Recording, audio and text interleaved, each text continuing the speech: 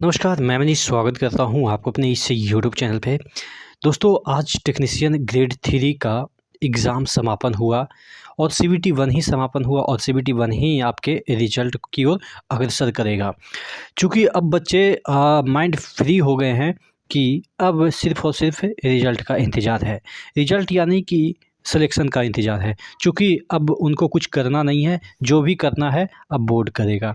तो फाइनली आज एग्ज़ाम ख़त्म हुआ टेक्नीशियन ग्रेड 3 का।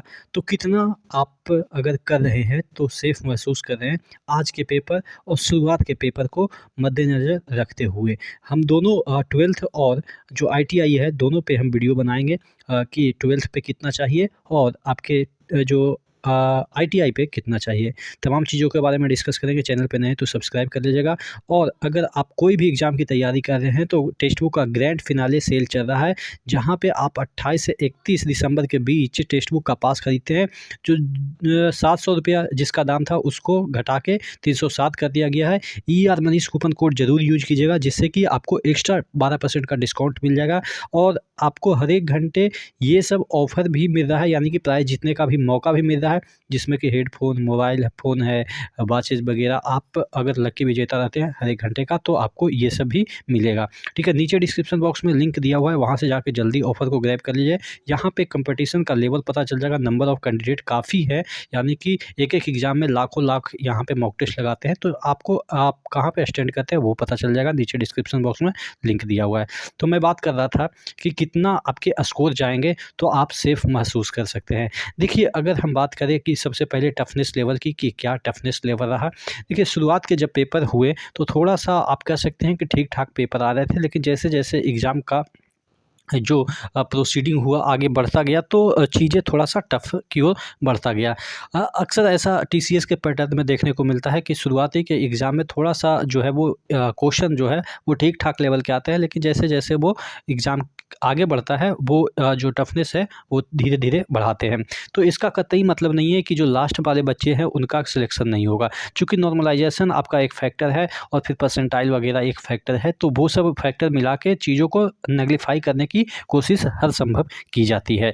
तो फ़िलहाल आपके जब एग्ज़ाम ख़त्म हुए तो उस समय तक आपके पेपर का जो टफ़नेस है वो धीरे-धीरे बढ़ गया था।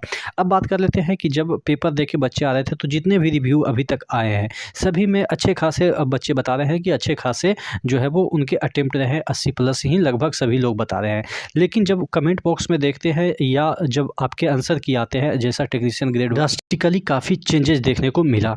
अब चूँकि जिस तरीके से आपके कमेंट आ रहे थे, कोई बोल रहा था कि सर 80 किए हैं उसमें 10 गलत हो गया है, कोई 72 बोल रहा है 15 गलत हो गया, ऐसा कुछ वो लोग बोल रहे थे। तो इस वजह से आपके जो नंबर हैं वो धीरे-धीरे कम ही जा रहे हैं। जब आपके आंसर की आ जाएँगे तो फाइनली आपके जो नंबर हैं वो भी आपके कम हो जाएँगे। तो फ़िलहाल अब बात कर लेते हैं कि कितना कट ऑफ जाएगा। देखिए, सबसे पहले हम 12th लेवल की बात कर लेते हैं। 12th level number of vacancy काफ़ी कम है, एप्रॉक्स आपके 1436 ही मात्र वैकेंसी है और इसमें आपके मैं रा नंबर ये जो भी नंबर मैं लिखता हूँ वो रा नंबर, चूँकि नॉर्मलाइज़ेशन एक ऐसा फैक्टर है जो आपके 67 से 77 भी कर सकता है और 67 से आपके 62 भी कर सकता है। तो जनरली आपके जो नॉर्मलाइज़ेशन होते हैं उसमें बढ़ता ही है, थोड़ा-सा कम होने की चांसेस काफ़ी कम होते हैं। ठीक है?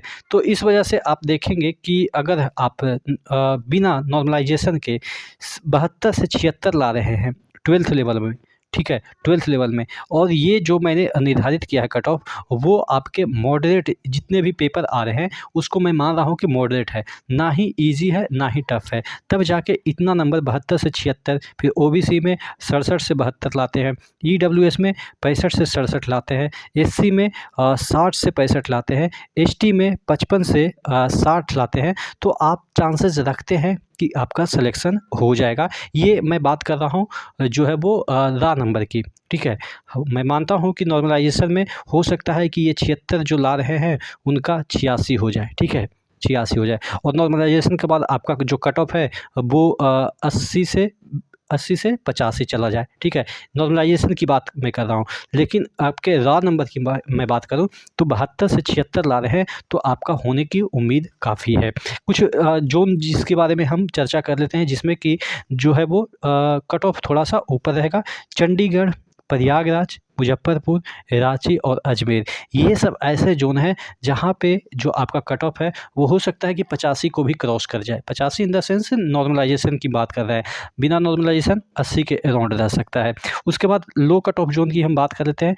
जम्मू कश्मीर, तिरुवनंतपुरम, चेन्नई, अहमदाबाद, बेंगलोर, ये सब एक ऐसे जोन में आते हैं जिसमें कि कट ऑफ थोड़ा सा आपको इससे 19 ही देखने को मिलेगा। जितने भी और भी जो भी बाकी बचे जोन हैं उसका इन्हीं दोनों के बीच ही कट ऑफ लगभग रहता है। ठीक है, तो ये रहा आपके 12th वाले। अब बात कर लेते हैं जो है वो ITI बेस्ड जो कि वैकेंसी है, उसमें टोटल वैकेंसी 13,206 है। ठीक है, अब चूंकि नंबर ऑफ़ वैकेंसी ज़्यादा है और इसमें एक फैक्टर ये है कि इसमें मात्र ITI वाले बच्चे ही अप्लाई किए हैं, ना ही डिप्लोमा वाले बच्चे अप्लाई किए हैं, ना ही बीटेक वाले अप्लाई किए हैं। तो ITI वाले लिमिटेड बच्चे हैं और उसमें थोड़ा सा देखने को ऐसा ट्रेंड देखने को मिला है कि थोड़ा सा कट ऑफ इनका कम जाता है, चूँकि SSC वाले बच्चे इसमें आते नहीं हैं, बैंकिंग वाले बच्चे आते नहीं हैं, तो कट ऑफ पे उनका इफ़ेक्ट तो रहता है, आप भी मानते हैं। तो इस वजह से यहाँ पे उन बच्चों की वजह से थोड़ा सा कट ऑफ कम जाता है। तो यहाँ पे अगर आप 65 से 70 जनरल में ला रहे हैं तो आपका होने की संभावनाएं हैं। ठीक है, जनरल में, और ये रा नंबर है। OBC में 62 से 65 ला रहे हैं तो आपका होने की संभावना है।